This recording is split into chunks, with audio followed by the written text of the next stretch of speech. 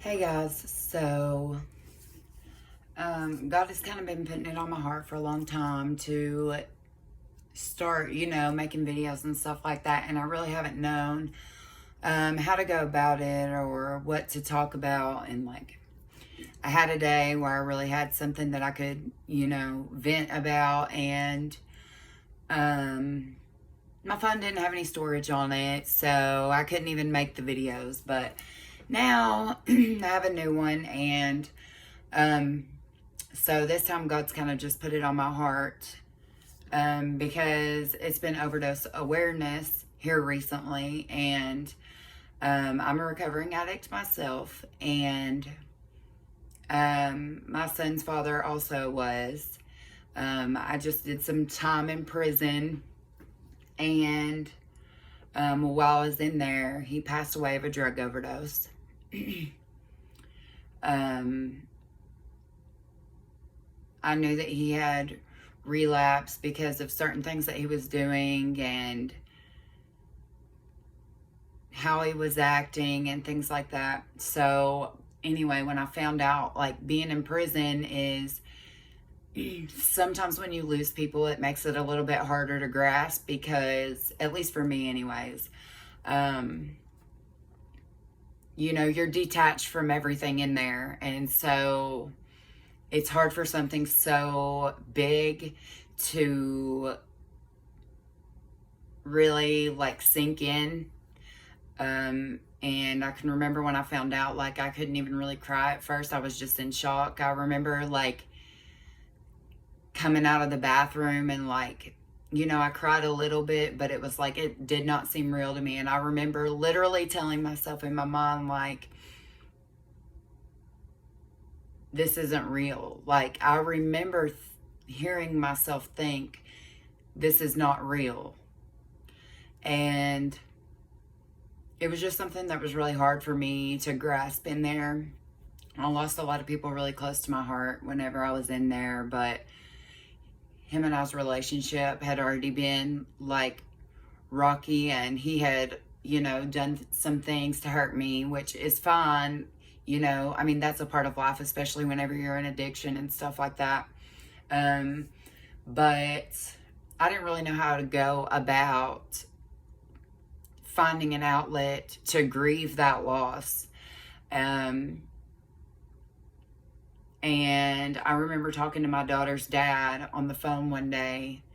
And at that time, I was just so angry. Like, I could not find any, I was just angry. And I remember him telling me, Jessica, you're going to find a way to get it out. And I thought, whatever. You don't know what you're talking about, blah, blah, blah. But he did know what he was talking about. And so, I don't know. It was, maybe 3 weeks or a month or so after he passed away, I randomly like got this urge to write a poem to him, because people kept telling me, you need to write him a letter, you need to write him a letter, and I just couldn't bring myself to do it. I guess it was my way of just like emotionally detaching from the situation. I don't know, but well, I say I don't know, but I'm pretty sure of it. But anyways, so I mean, it was like the middle of the night. I'm sitting up in my cell, and this just came on my heart. So I was writing it, and I mean, it's a pretty long poem. I've never written a poem before in my life, so it was just like totally off the wall. I know it had to be a God thing, but so I wrote the poem, and I was fine the whole time I was writing it, and I was like wording things different and stuff like that, and then, switching it up and correcting it. And I remember when I actually read it back to myself, and I was reading it, and it was like all of a sudden all that grief that I could not get out, that I was, thought I didn't have, I thought I was just, I couldn't understand. But it came out. It was an explosion. I sobbed and sobbed all night. I called my aunt the next morning. I was sobbing some more.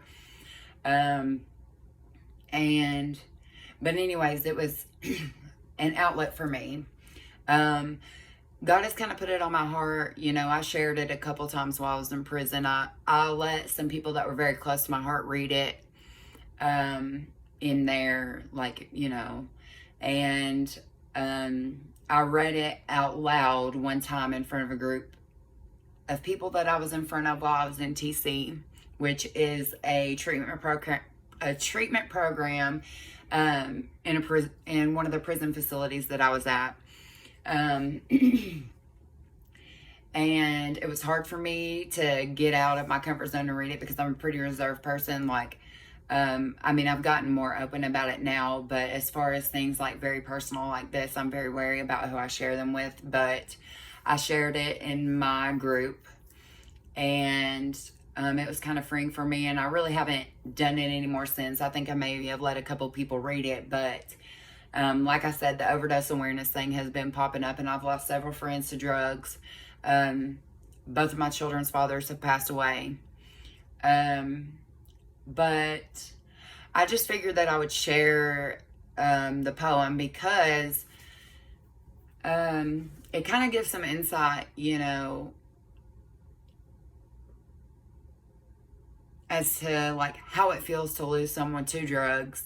And I've still been dealing with it, even with different people, somebody very close to my heart just recently, a few months ago, relapsed and turned into a completely different person. And so I've been having a little bit more experience on being on this side of the fence, whereas previously I've been the one in addiction and I've just not really been thinking about anybody else. I think I'm only hurting me, but the reality is, I'm affecting a multitude of people, whether I think I am or not. And this goes for any addict. So anyways, this has just been on my heart to share this poem. I feel pretty confident that I can read it now without crying, but I'm not really sure. I haven't read it in a while. But it's called Jesse's Poem. And that's my son's dad's name. This is the original rough draft right here. So I think, some of the wording might be wrong. I'm not, really sure. So if I mess up, forgive me. But anyways, I guess I'll go ahead and read it. How can I let you go? There's so much left unsaid. Questions on questions, I'm trapped in my head. How do I cope? I feel like my soul is dead. I have so many regrets. I made mistake after mistake. Were you ever able to forgive me? Or was your heart still filled with hate? Did you miss me as much as I missed you? I hope you know I love you. Did you still love me too? I know I let you down. I fell weak, practically to the ground. I never meant to hurt you. You mean more to me than I showed. I was so consumed in myself. I wish I would have known. Maybe things would be different and you wouldn't be gone.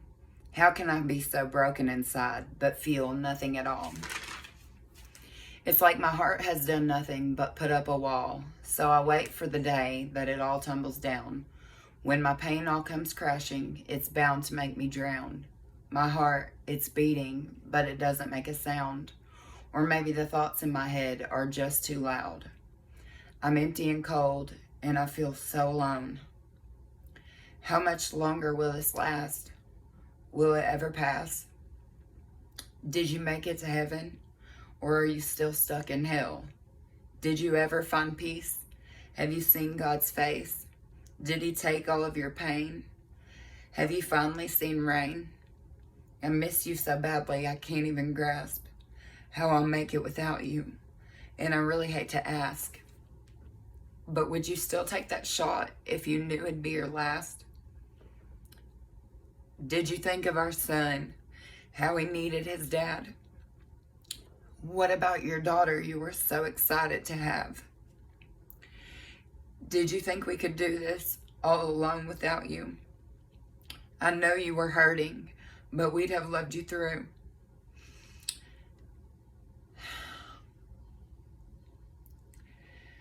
Now I'm lost and broken, and I'm so fucking mad. Both of your kids will grow up without their dad. Let's not speak on how I'm so damn confused, or how the last things you said to me made me feel abused. But I took it because I knew deep down I was wrong, and in the back of my mind, I knew I'd prove you wrong. I'm different now that I'm sober and clean. But now that you're gone, you won't ever see the person I am now or who I want to be. I've changed and I've grown. I'm breaking the mold. Hopefully I'll heal before I get old. I can't let this break me. I can't and I won't. So I'll wait for this rain to help this garden grow. Until then, I guess it's time I let you know. I love you and I miss you. Please know that it's true. And I hope you stay with me, 'cause I'm lost without you. You're all that I think of, all day and all night. How I can't take my wrongs and make them all right. I'm sorry. I can't say it enough. I can't say it at all. Maybe that's what makes this so tough. I know I've told you before, but I can't anymore. I loved you from the start. You've always had my heart. I wish I could show you, but I can't now you're gone. And I'm stuck here in prison just jamming sad songs. I can't shake this feeling. Will it last? If so, how long? This poem is selfish. It's mostly about me, just channeling my pain while I wait for the rain. Oh, one more thing I never got to tell you. Thank you for Zay. He's a blessing like you. I'm grateful to be his mama, 'cause he's a part of you, a product of us both, my heart and yours. Who would have thought that we'd unlock heaven's doors? So from now on, when I miss you, I'll just look in his face, and then I'll remember all of God's grace while I'm waiting to see you inside heaven's gates. So I didn't think... It's definitely been worse crying than that before. So basically in our addiction, like, we both did a lot of things to hurt each other. And when I found out I was pregnant with Isaiah, we were both incarcerated on different charges. He went to jail before I did, and I ended up, pleading out after 4 months, and I got out and did a program, a 6-month program. It's called Great Starts. It's for mothers, who are trying, or who are addicted to drugs or alcohol. A lot of them are pregnant. It's specifically based on mothers and children. And it was a really good program. It was a 6-month-long program. And anyway, in the midst of me doing that, he ended up, just before he even knew that I was pregnant, deciding to sign and go to prison. So I got out, and I don't want to elaborate too much on my whole entire life story, but maybe another time. But in this moment, this is just kind of we do things in our addiction to hurt other people, and other people hurt us in our addiction because we're only thinking about ourselves. And we also hurt other people who have no part in addiction and they can't understand.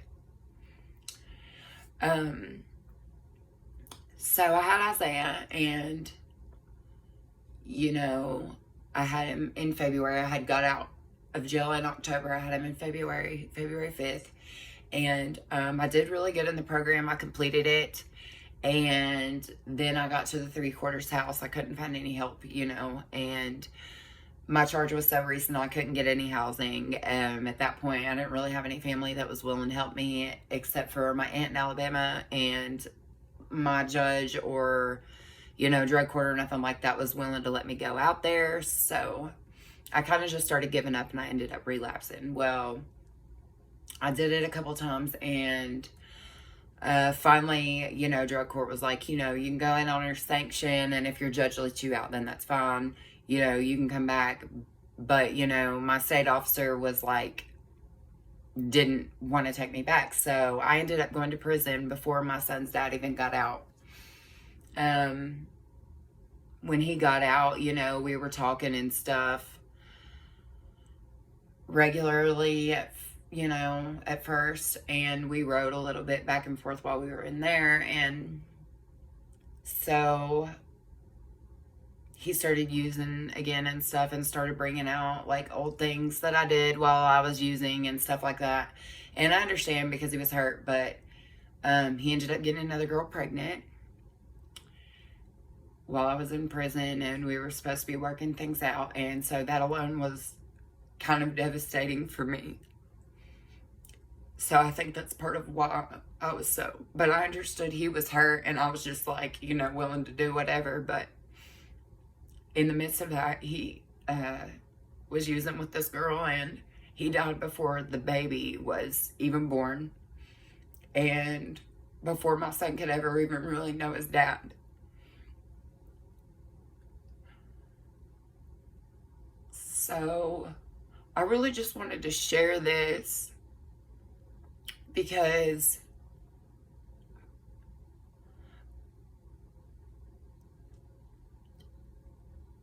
I don't know, addiction is a really hard thing to go through.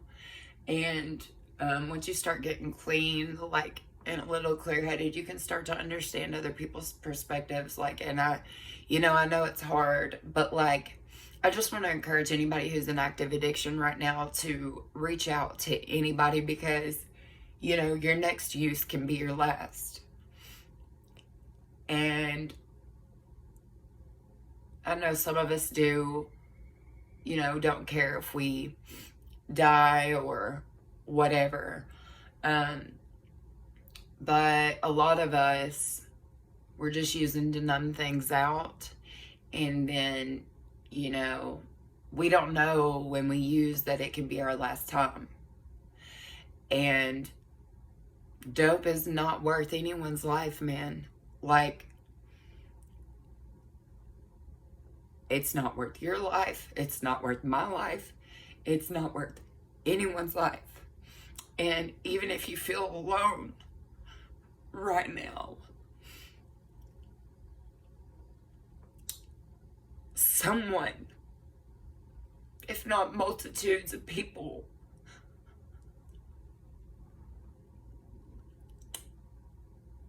are going to be lost without you. Someone is going to miss you. If you have kids, like, your kids need you. Like, even if things are not good, and like, you feel like those things, your relationships and things like that, like, if you feel like you're never going to be able to get out of it, if you feel like your relationships are never going to be restored, like, those are all lies from the enemy. Like, I don't know what anybody that listens to this believes in, but I know what saved me, and it's a spirit bigger than I am. It's bigger than any of us, and it lives inside of all of us. And I promise you, from personal experience, relationships in my life that I never thought could ever be restored have been restored and are being restored. Like, you can do it, and all you have to do is reach out. If you need to reach out to anybody, reach out to me. Reach out to, your NA communities. You can do it, I encourage NA, but everybody's recovery looks different. And I just would ask that you take a second to sit and really think about what you're doing, because your life is important, whether you feel like it is or not. And that's really all I have to say. I didn't mean to really be getting emotional, but I should have done this a couple of days ago, but I really just haven't had the time, and I really just wanted to get this out there. So I appreciate anybody that's watching. Thanks.